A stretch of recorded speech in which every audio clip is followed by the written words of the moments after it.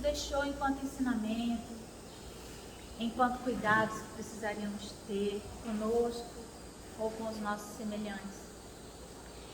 Mas Jesus também nos deu orientações importantes. Ele nos deu referências.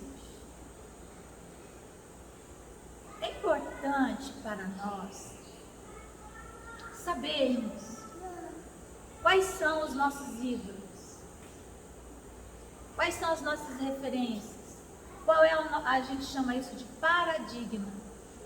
Nós temos que estabelecer nas nossas vidas paradigmas, padrões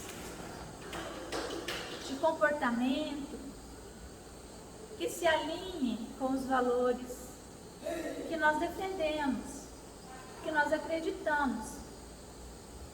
Infelizmente hoje, os nossos jovens, os nossos filhos, infelizmente por um lado, por outro lado é bom, né? Tudo tem dois lados. Tem acesso muito rápido às informações e vão fazendo seus ídolos, muitas vezes em músicas, em comportamentos que a gente chama estereotipados, que são tipos estranhos, diferentes, desconhecidos. E o jovem, o adolescente principalmente, nessa idade, ele tem uma tendência a questionar muito as orientações da mãe e do pai, da família, ou até daquilo que a sociedade valorosa, né? A sociedade que acredita em valores coloca como sendo mais adequado, porque ele está formando a personalidade dele e ele precisa se identificar. Até então, a criança e o jovem, eles foram uma extensão da mãe e do pai, não é? E assim como eles, quando bebês, em algum momento não queriam mais ficar no colo da mãe, vocês viram um bebezinho aqui agora?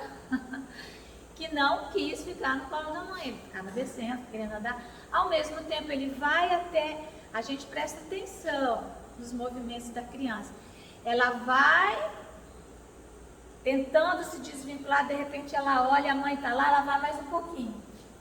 É até um perigo quando ela está próxima, às vezes, de um buraco, alguma coisa, algum perigo, que a mãe corre para pegar, porque ele vê a mãe correndo, ele corre.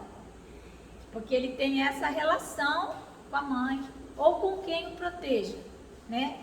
A professora, às vezes, ele olha para a professora está lá, ele anda mais um pouco, não é assim que funciona? Se a professora entra, ele para e volta, medo. O adolescente, ele faz esse mesmo movimento, só que não é um movimento do andar, é um movimento do comportamento. Então é muito comum que ele se distancie daquele padrão que o pai, que a mãe, que a família colocou. E ele vai buscar fora novidades. Então, não é 100%, mas é um movimento que acontece. Então, ele terá ídolos diferentes. Cada geração tem o seu próprio idioma. Uma vez eu escrevi sobre o adolescês. Sabe o que é o adolescês? Você já falou adolescês. Você também já falou. O adolescês é um idioma do adolescente. Só que ele é um idioma que eu chamo um idioma mutante. A cada geração ele muda. E normalmente você começa a falar o adolescês ali, cada vez dá mais cedo, né? Cada vez mais cedo. Antigamente era a partir dos 14, agora já é bem antes, né? Pré-adolescente já começa. É uma linguagem, ele chega em casa e começa a falar uma linguagem que a mãe e o pai não entendem. Não é? Umas palavras diferentes. Né? Então eu tive, se eu falar qual eram as minhas palavras, vocês vão rir, porque vocês vão descobrir o tanto que eu sou antiga. Eu sou do idioma do Roberto Carlos. É isso aí, bicha, brasa mora, né? Só que tem um detalhe. A gente fala esse idioma até por volta, até se tornar adulto, até amadurecer. Hoje em dia o adolescente amadurece cada vez mais, vamos dizer assim, mais tardiamente. Por várias questões. O amadurecimento do adolescente, do jovem, chega hoje aos 29, 30 anos. Antigamente não era assim, né? Amadurecia-se mais cedo. Por várias razões, existem várias explicações para isso. Mas quando o adolescente, o jovem, né? O jovem, porque dos 19 aos 29 anos é jovem, até 18 é adolescente, tá bom? Assim que funciona. Então, o jovem, ele vai amadurecer aí por volta dos 30 anos. Hoje em dia, né? Antigamente, 22, 23 anos, estava amadurecido. Quando ele se torna um adulto, ele esquece o idioma, a adolescência. Esquece completamente. É muito interessante isso. E esse idioma está perdido no tempo. A outra geração chega e cria o seu próprio idioma. E ele que falava aquele idioma não fala mais. Eu, por exemplo, não fico falando brasa, mora, bicho, nem lembro o que se falava no meu tempo. Eu me lembro quando uma das minhas filhas, a Guta, começou a falar assim, chegou em casa, do nada, da noite pro dia, ô mãe, tipo assim, ó, lembra desse tempo? Tipo assim, ó, tipo, era tal do tipo. E eu, palavra nova. Então, aí, hoje ela é uma youtuber, é meio famosinha. Pergunta se ela fala tipo assim, ó, nos vídeos dela. Ela não fala. Ela voltou para o português. E depois um outro filho começou a falar, velho. Não é velho? Isso aí, velho. É assim que funciona.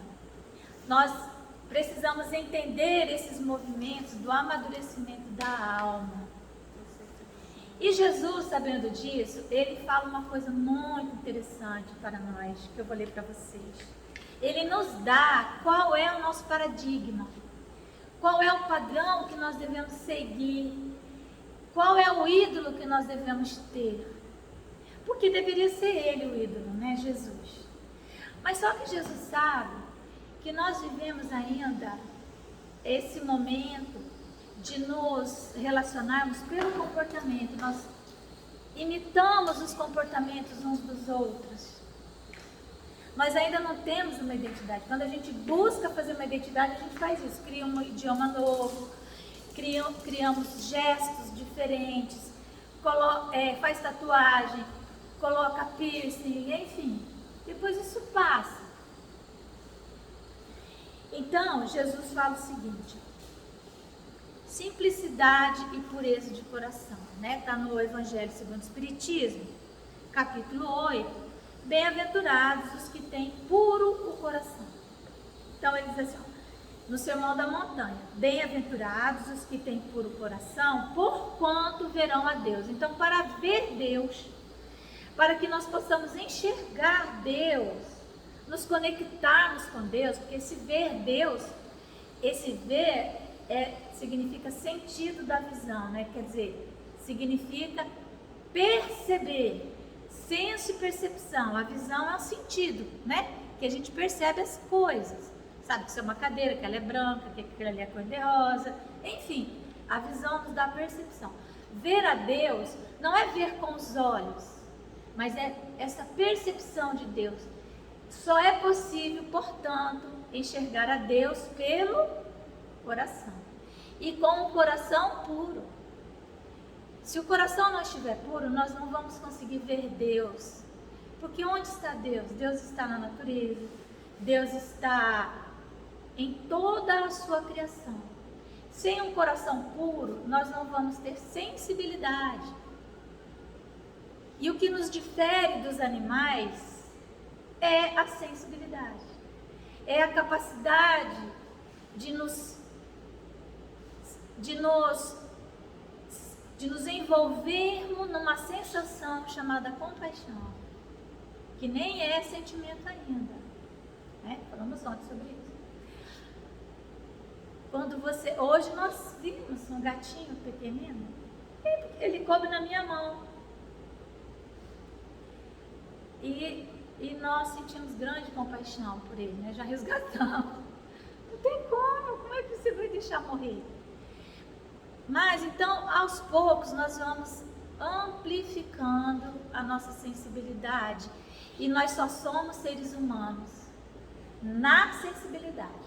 Fora isso, nós somos animais. Longe da compaixão, as nossas sensações vão nos levar para o nosso padrão animalizado, pescoço para baixo. E para encontrarmos, então, esse estado de sensibilidade, nós temos que ir limpando o nosso coração cada vez mais. Nos sensibilizando para tudo, tudo. Até diferenciar uma casa que está revirada de uma casa que está ajustada, né? De cadeiras que estão de qualquer jeito colocadas, daquelas que estão alinhadinhas, né? Isso se chama-se uma sensibilidade geométrica, e a gente vai tendo as nossas sensibilidades. Então, os discípulos estavam com Jesus. E assim como acontece conosco, quando chega criança, a gente logo pensa, essa criança vai incomodar. É reunião de adulto, né? Ela vai ficar andando por aí, vai ficar correndo, e ela vai incomodar a reunião, não é isso que a gente pensa, primeira coisa? E foi isso que aconteceu. Jesus estava reunido lá, pregando, e aí apresentaram-se-lhe então algumas crianças, vieram crianças correndo na direção de Jesus, a fim de que ele as tocasse. As crianças correm para nós, elas querem nos abraçar, elas querem nos tocar. Agora imagina Jesus, com aquela aura dele, se elas não desejavam isso, não é? E como seus discípulos as afastassem, o que os discípulos fizeram? Deixa! Não se aproxima do Ricardo, não. O Ricardo hoje vai fazer a palestra, né, Ricardo? E aí vocês estão atrapalhando a concentração do Ricardo. Tipo assim, olha aí. Eu ainda lembro do dialeto da Guta, que ficou na minha mente. Tipo assim, né, Ricardo? Tipo isso. Então, os discípulos, tira essas crianças daqui, tira, elas estão atrapalhando. Jesus está falando para nós. Não é assim que às vezes a gente faz? Ai, tira essa criança, tá? Não temos a sensibilidade. E aí Jesus disse assim, e mais, olha, os seus discípulos as afastassem com palavras ásperas, aquelas pessoas que tinham trazido a criança. Então, às vezes, tem uma senhora com criança, né? Uma mãe, e a gente fala assim, senhora, tira o teu filho daqui, está atrapalhando a reunião. A gente vê isso. Mas vocês jamais me ouvirão falar isso, porque eu já aprendi que não é assim. Não é? Nós é que temos que nos ajustar. Então, é assim, você tem a sua casa, casou, tá lá, cristais, tomada tudo no baixo, televisão, tudo de primeira, não sei o quê. Aí tu tem um filho. Quando ele tá no colo, tá bem, né? Depois ele começa a sair do seu colo, ele quer engatinhar. Daqui a pouco ele tá subindo nas coisas.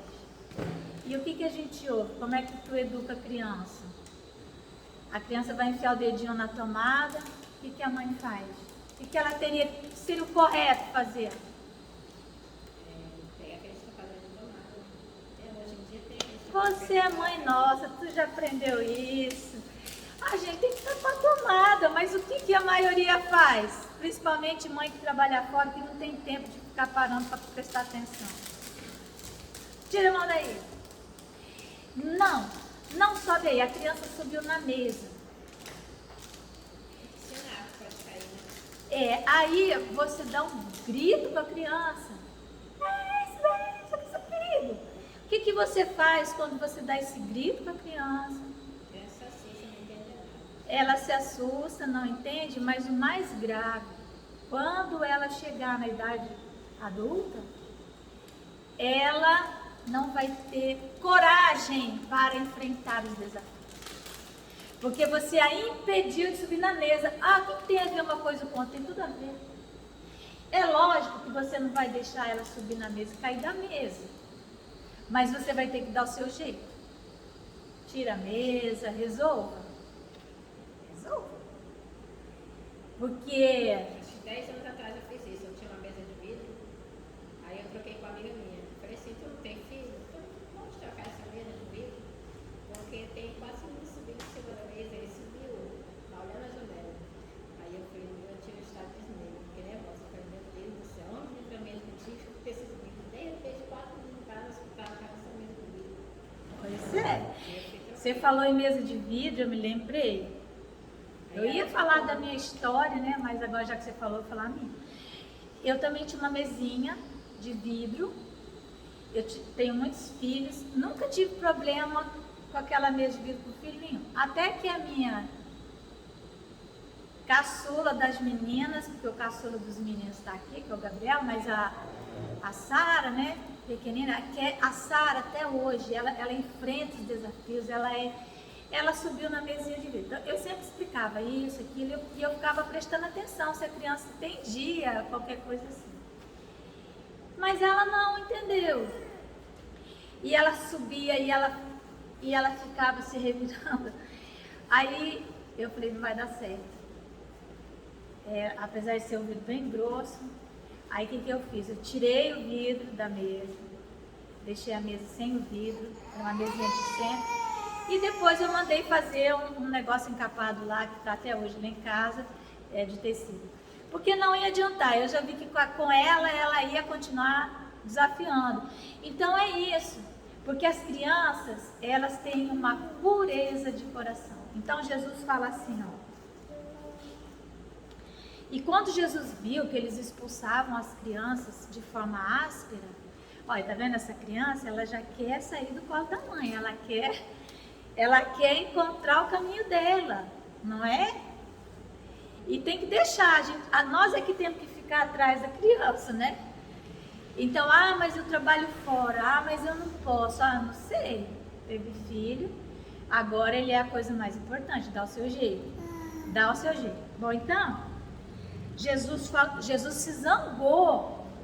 Imagina Jesus zangado, como que era, né? Jesus ficou zangado quando ele viu aquilo. Mas como seria a zanga de Jesus? Fico pensando. A ira de Jesus, né? A tal da ira divina, né? Que é aquele... Existe a ira de Deus. Temos que meditar nisso. Como que é essa zanga? A mãe também zanga com o filho, zanga com o irmão. Mas como que é? É essa zanga de Jesus. Nós temos que pensar. Como que é? Então Jesus se zangou com os discípulos e disse: deixai que venham a mim as criancinhas, e não as impeçais, porquanto o reino dos céus é para os que se lhes assemelham. Digo-vos em verdade, que aquele que não receber o reino de Deus como uma criança, nele não entrará. E depois de as abraçar, abençoou-as, impondo-lhes as mãos. Isso está em Marcos 10, 13 a 16. E aí, Jesus falou que o reino de Deus era das crianças ou que era dos que se lhes assemelham? Ele disse que o reino dos céus é daquele que se assemelha a uma criança. Não é que nós vamos virar criança. Então, ele deu para nós o quê? Um paradigma. Ele nos deu um ídolo. O nosso ídolo é uma criança. Olha, o que nós temos que fazer? Prestar atenção às crianças e nos assemelharmos a elas. Você vai conversar com uma criança, você não fala daqui para lá, você tem que se ajoelhar para você ficar, assim como Pestalozzi, Johann Heinrich Pestalozzi, né? Pestalozzi, ele era o diretor de uma escola na Suíça, uma cidade chamada Yverdun, onde Allan Kardec estudou. Quando chegavam as crianças para falar com ele se ajoelhava, ninguém entendia o porquê, achava que aquele era um gesto místico. Não era, era para ele olhar olho no olho. Então, quando nós começamos a interagir com as crianças verdadeiramente, falar a linguagem das crianças, nós vamos lembrando da nossa criança interna. E quando nós resgatamos a nossa criança interna, nós nos salvamos. Existem psicólogos, existem estudos, existem terapias para você curar a sua criança interna. Porque a criança ferida, ela sempre vai se apresentar ferida, seja qualquer idade que a gente tem. Então, mas Márcia, como que é isso?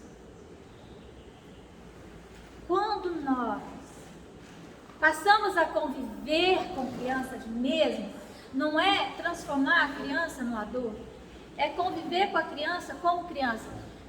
Naturalmente nós vamos adquirindo um jeitão. É um jeitão.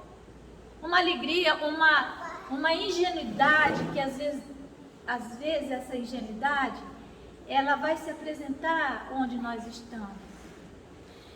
Muitas vezes nós podemos ser até enganados pelos adultos do mundo, mas não tem problema, porque ninguém engana a Deus. Então, o Alberto Almeida falava assim, que de vez em quando a gente tem que brincar de roda, unidunité, salamé, mingue, lembra dessas coisas? Para resgatar essa criança. E esse resgate da criança também vai nos levar a sermos mais sensíveis e a encontrarmos uma pureza.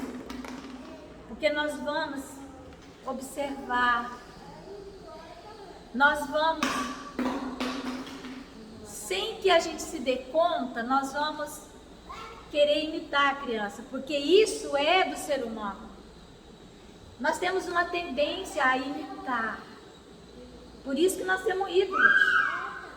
Ídolos de pé de barro, que são cantores, cantoras, que têm aqueles ídolos, muitos deles focados na sexualidade baixa, né? Na sexualidade rasteira, que a gente chama mediunidade telúrica, aquilo que está bem próximo da terra. Essas músicas telúricas também que nos convocam muito às sensações corporais.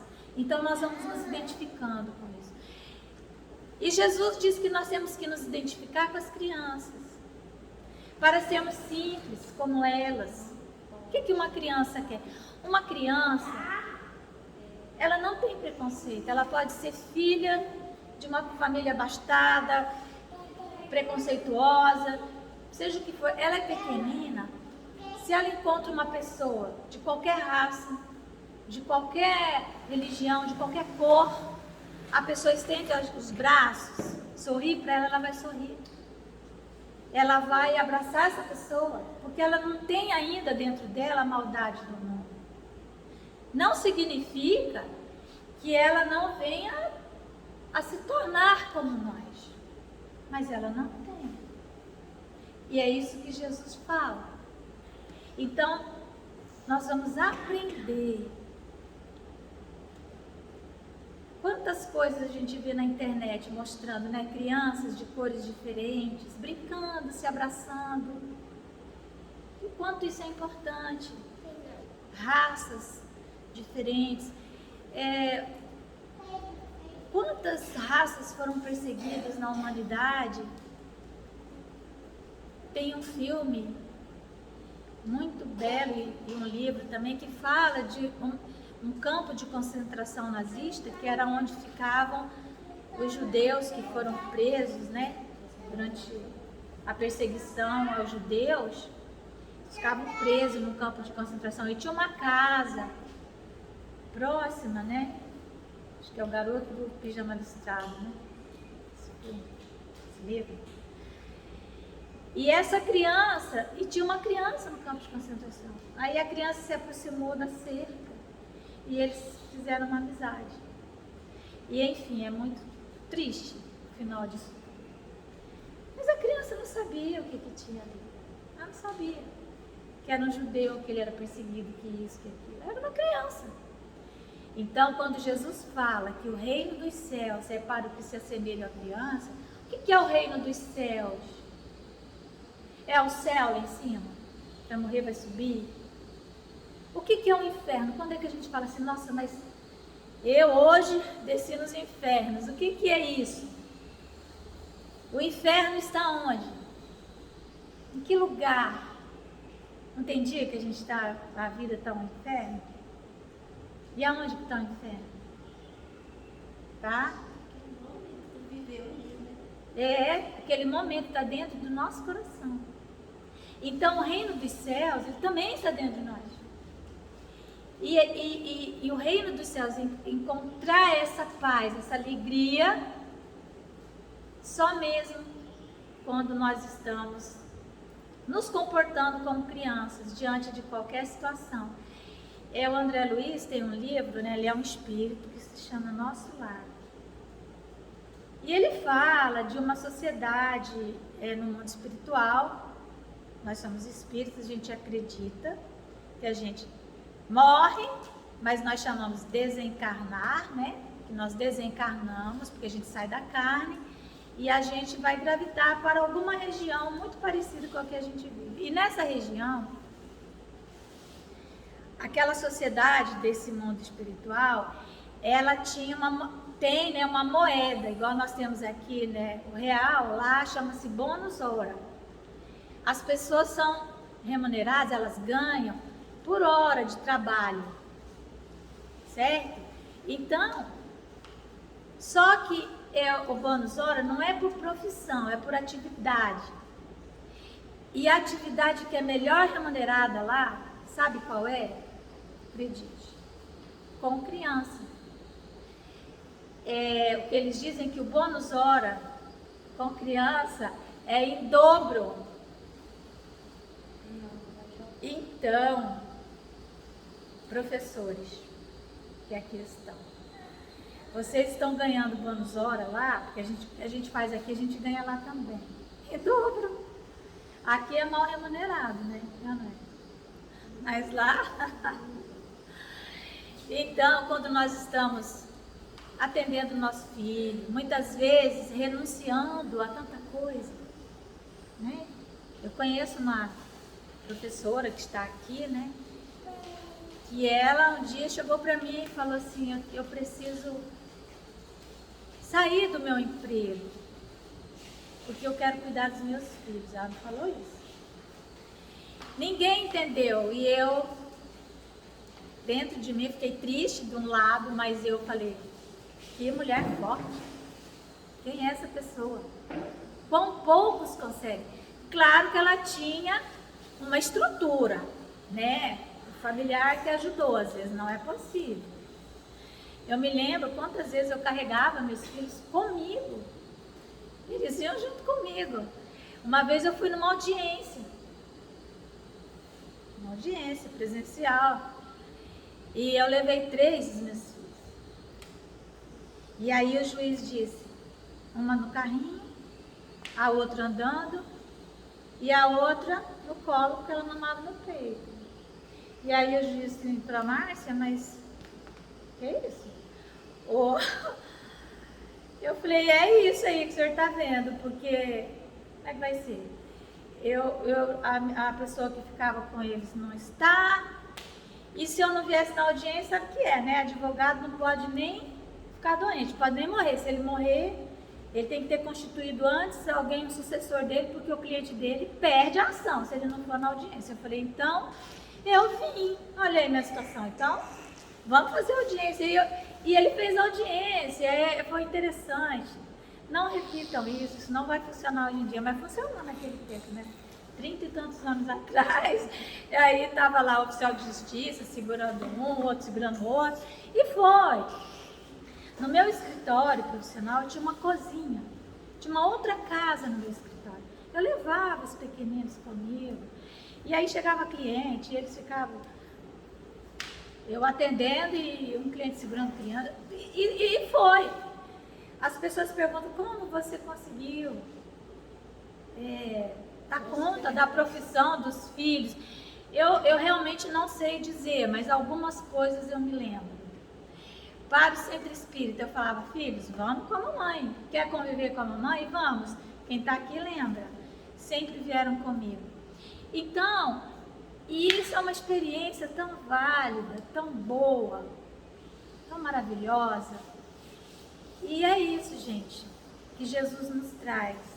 Então, quando você tiver com teu filho contando uma história, senta no chão com ele, ou põe no seu colo, seja o que for. Nós temos aqui, né, contação de histórias, a gente procura sempre ficar nessa mesma linha que eles, para o nosso bem, para que o reino dos céus atinja os nossos corações, não é? Então, nos assemelharmos às crianças. Era isso que nós tínhamos para falar para vocês. Quem esperava que um ídolo muito poderoso se deu mal, né? Olha lá nosso ídolo, aquele bebê, aquele. Nossos ídolos. E agora eu abro para vocês. Alguém quer falar alguma coisa? Hein, meus amores? Ontem eu fui participar de uma reunião, eu levei Maria Luísa. Maria Luísa tem que levar, não tem jeito. E cheguei lá, tinha uma mulher afro, bem afro, cabelo afro, roupa branca e o cabelo negro, né? Aí a Maria Luísa já ficou olhando para a mulher, assim, sem tirar o olho. Eu falei, meu Deus do céu, essa menina vai falar, meu pai. Morrendo de medo, eu não sabia se prestava atenção, se prestava atenção à menina, e ela é uma professora federal da Uni. E ela olhando assim para a mulher. E a mulher, ela percebeu. Eu falei, meu Deus do céu, o que a Maria Luísa... Aí tá, a mulher fez o discurso, falou, fez uma dinâmica.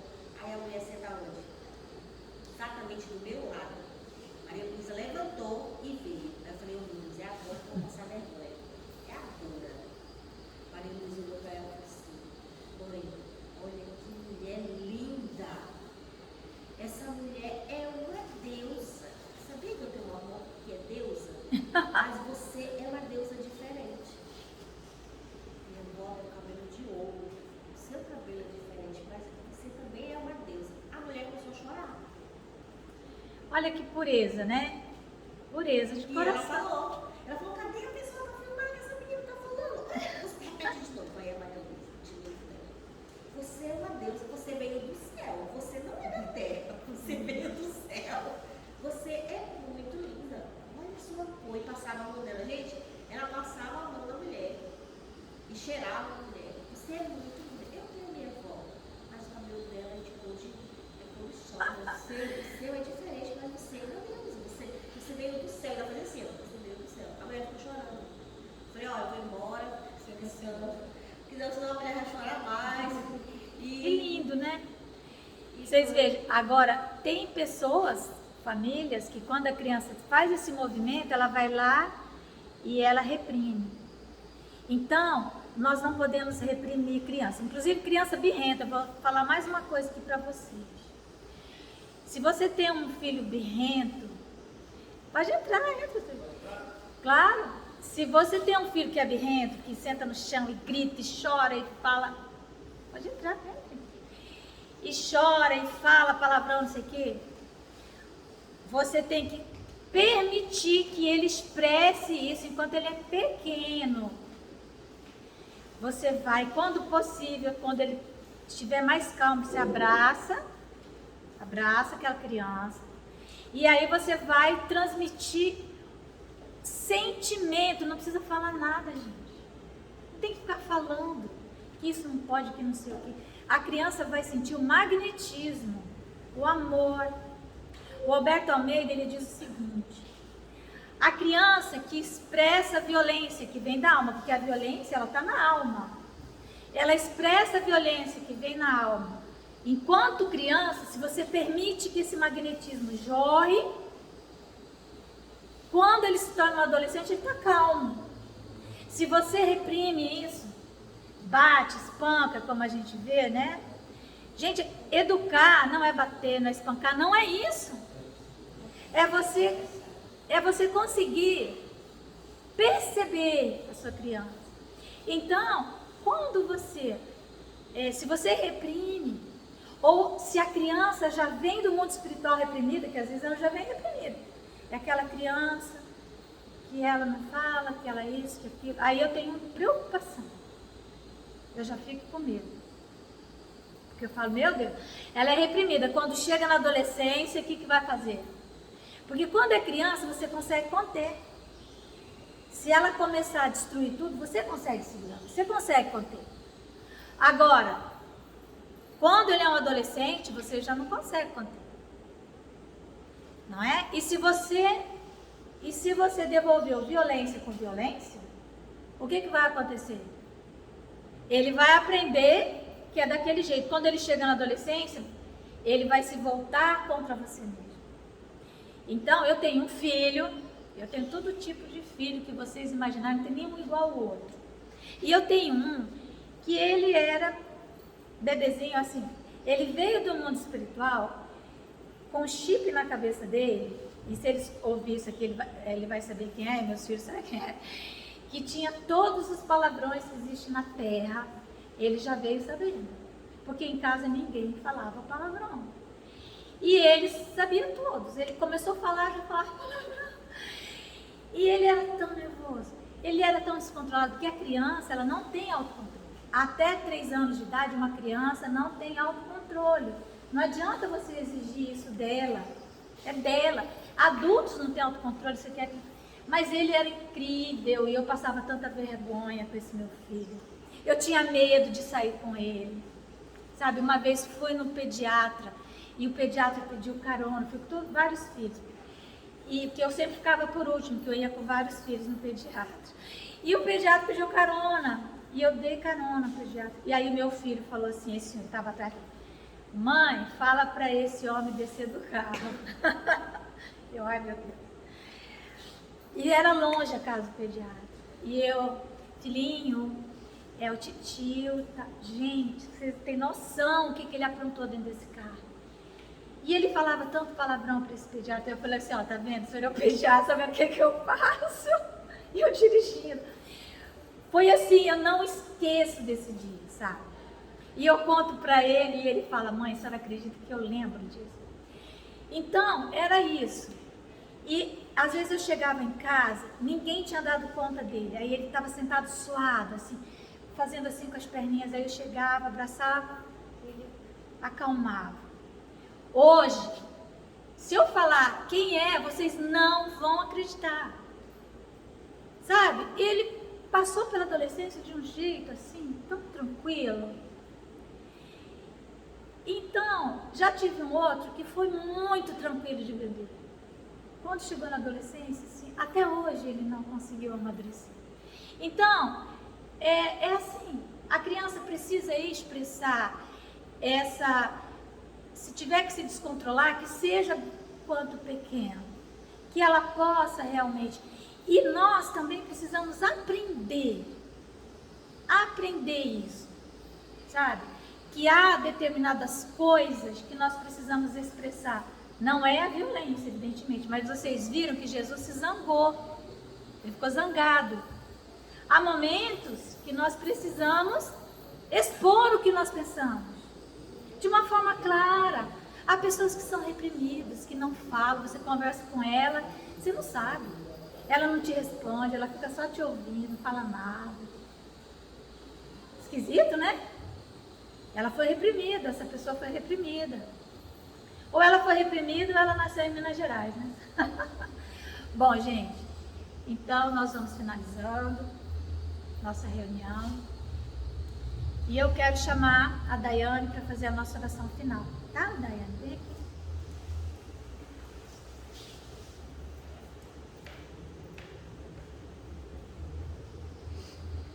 Vamos fechar os nossos olhos. Querido Deus, Mestre amado, muito obrigada por esse dia, muito valioso. Abençoe a cada um que está aqui. Abençoe aqueles que não puderam estar aqui também. Abençoe a nossa casa, nossa vida, nossa saúde, nossa família. E a toda aquela conjunção que quer estar aqui. Nosso amor, aqueles que vêm, ao acolher das crianças, ao acolher dos adolescentes, ao acolher de todos, Pai. Eu te peço que acompanhe cada um ao retorno dos seus lares. Que abençoe, Senhor, todos eles e conforte com seu amor. Assim seja. Obrigada, que assim seja.